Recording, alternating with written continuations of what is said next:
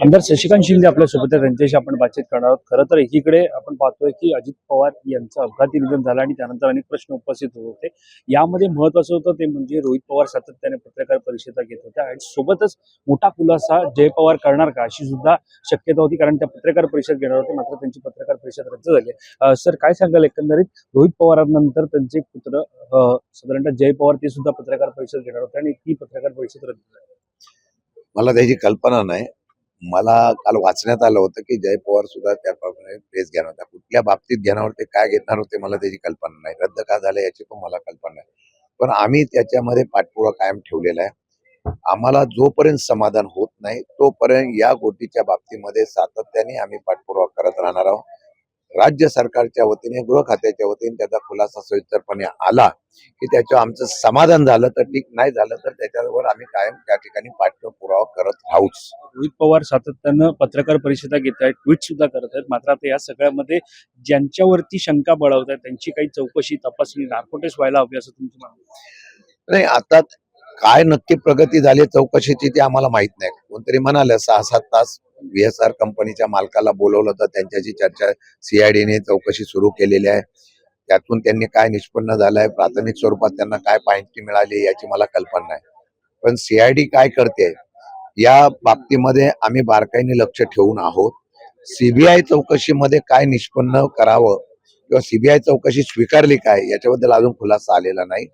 माझ्या माहितीप्रमाणे दोन्ही यंत्रणा आहे, त्या यंत्रणेने इम्पार्शिबल, निपक्षपाताने चौकशी करावी.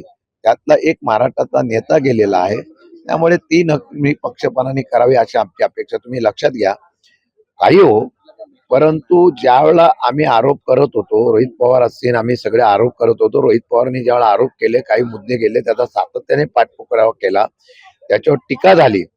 परंतु ते सगळं केल्यानंतर काही प्रमाणामध्ये मान्य करावं लागलं आणि त्या कंपनीवर कारवाई केली. DGCAने ज्यावेळेला कारवाई केली त्या कारवाईमध्ये काहीतरी तथ्य आढळलेलं आहे. नंतर अनेक बातम्या त्या कंपनीच्या चुकीच्या बाहेर आलेल्या आहेत.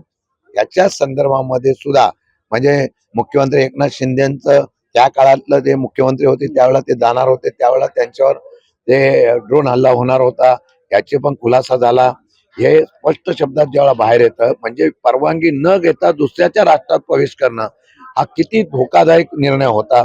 म्हणजे अशा चुका ज्या होत्या यामुळे संशयाला कारण येते. त्यामुळे या चौकशीमध्ये काय निष्पन्न होतं त्याच्यावर आम्ही लक्ष ठेवून आहोत. प्रफुल्ल पटेल यांची चौकशी किंवा नार्कोटिक्स व्हावे अशी तुमची मागणी आहे, कारण शेवटचा फोन प्रफुल्ल पटेल यांचा होता आणि यामध्ये सातत्यानं पाहायला गेलं तर त्यांच्या फोनमुळे अजित पवार यांनी गाडीचा प्रवास टाळून विमानानं प्रवास केला असं सुद्धा पाहिजे. अशी मागणी, अशी चर्चा ज्यावेळेला ऐकलेली आहे, आता या सर्व गोष्टीची मागणी रोहित पवारांनी केलेली आहे.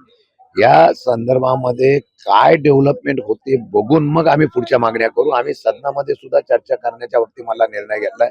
अद्यापही ती चर्चा या सदनामध्ये का आली नाही हे मी आता सभापतींना विचारणार आहोत. अनेक विषय आहेत. सध्या अर्थसंकल्पीय अधिवेशन सुरू आहे, मात्र सध्या पाहायला गेलं तर आखाती देशांमध्ये युद्ध सुरू आहे आणि याचाच मोठा फटका आता LPG गॅस धारकांना पाहायला मिळतोय.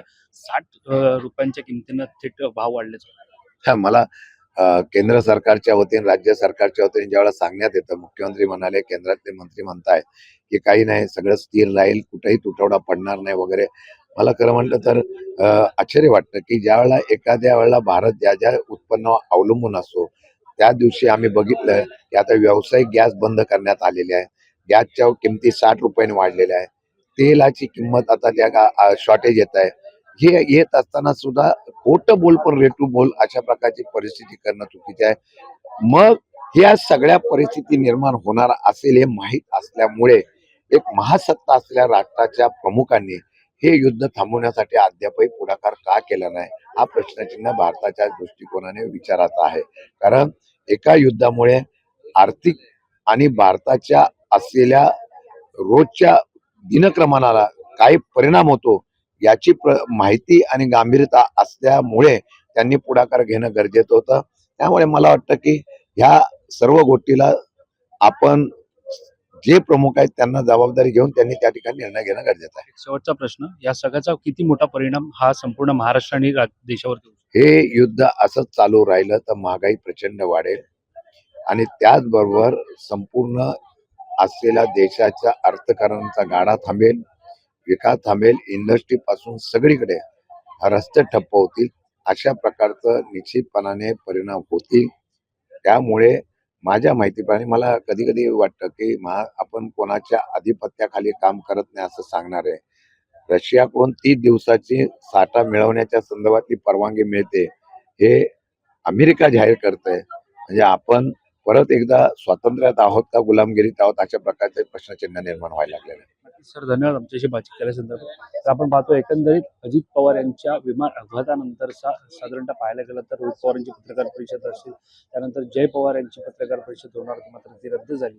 या संदर्भामध्ये पाहायला गेलं तर अनेक मुद्दे चर्चेला आहेत, संशय बळावतो. यासोबतच पाहायला गेलं तर अख्खा देशांमध्ये युद्धजन्य परिस्थिती सुरू आहे आणि या सगळ्यामध्ये पाहायला गेलं तर LPG गॅसच्या किमती वाढलेल्या आहेत. त्याचा मोठा परिणाम हा देशावरती राज्यावरती होण्याची शक्यता एकीकडे वर्तवली जाते. मात्र सरकारकडून दरम्यान या संदर्भातली पाहायला गेलं तर सध्या परिस्थिती स्थिर असल्याचं म्हटलं जातं. त्यामुळं त्याचे परिणाम होणार का हे सुद्धा पाहणं महत्त्वाचं ठरणार. दरम्यान या संदर्भामध्ये जर पाहायला गेलं तर आता सध्या शशिकांत शिंदे यांच्याशी आपण बातचीत केली. त्यांनी मात्र या सगळ्यामध्ये भीती जी आहे ती व्यक्त केली. त्यामुळे या सगळ्यावरती आपल्या लक्ष असताना या संदर्भातली अधिकची माहिती जाणून घेण्यासाठी तुम्ही माय महानगरपालिका सबस्क्राईब करत असाल.